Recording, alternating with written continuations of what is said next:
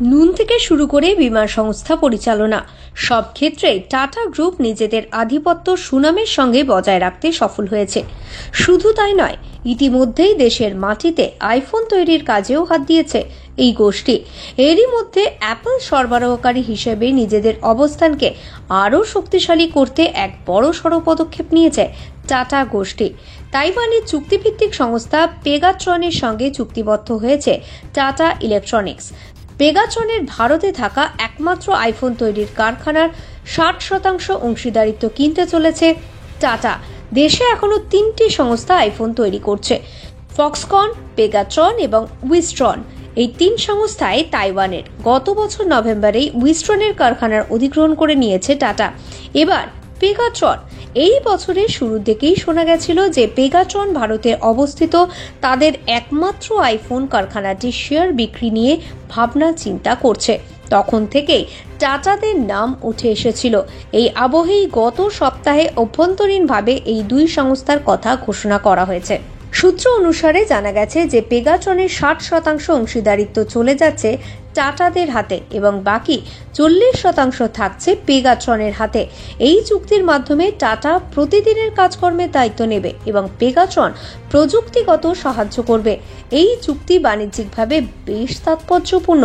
তাছাড়া পেগাট্রনের এই শেয়ার অধিগ্রহণের প্রভাব কিন্তু সাময়িক নয়, বরং বেশ দীর্ঘমেয়াদী, যা শুধু টাটা গ্রুপের জন্যই নয়, সারা ভারতের অর্থনীতি ও প্রযুক্তি ক্ষেত্রে ভীষণ গুরুত্বপূর্ণ। প্রথমত, এই চুক্তির ফলে টাটা গ্রুপ দেশের মাটিতে স্মার্টফোন উৎপাদন আরও বাড়াতে সক্ষম হবে। এর ফলে ভারতের স্থানীয় উৎপাদন ক্ষমতা শক্তিশালী হবে, যা ভারত সরকারও চাইছে, বিশেষত মেক ইন ইন্ডিয়ার আওতায়। দ্বিতীয়ত, পেগাট্রন অত্যাধুনিক প্রযুক্তি এবং উৎপাদন পদ্ধতিতে দক্ষ এক সংস্থা। এই সংস্থা শেয়ার গ্রহণের ফলে টাটা গ্রুপ নয়া প্রযুক্তি ও উৎপাদনে আরও দক্ষ হবে।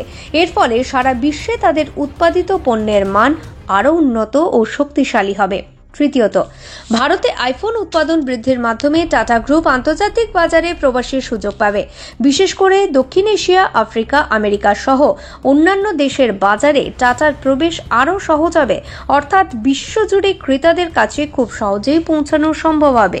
শুধু তাই নয়, এই অংশীদারিত্বের ফলে দেশে তৈরি হবে নতুন নতুন কারখানা, নতুন ইউনিট তৈরি হবে, দেশের কর্মীদের জন্য নতুন কাজের সুযোগ।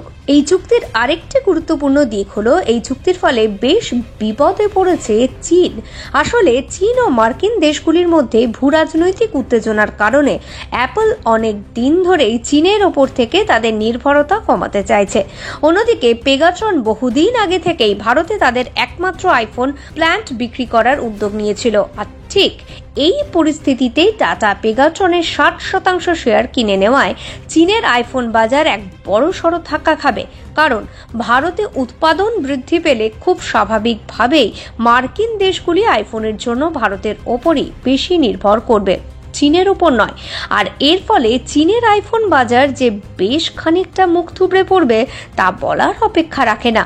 সর্বোপরি টাটা গ্রুপ এবং পেগাট্রনের এই ব্যবসায়িক চুক্তি এক ঐতিহাসিক পদক্ষেপ, যা শুধুমাত্র টাটা গ্রুপের ব্যবসায়িক অগ্রগতি নয়, সারা দেশের অর্থনৈতিক এবং প্রযুক্তি খাতে এক নতুন যুগের সূচনা করবে এবং দেশের সামগ্রিক উন্নয়ন নিঃসন্দেহে দ্রুত বৃদ্ধি পাবে। এই বিষয়ে আপনাদের কি মতামত কমেন্ট করে জানাতে ভুলবেন না। প্রতিবেদনটি ভালো লাগলে লাইক করবেন, শেয়ার করবেন আর সাবস্ক্রাইব করে সঙ্গে থাকবেন আমাদের চ্যানেল বিজনেস প্রাইম নিউজের। জীবন হোক অর্থবহ।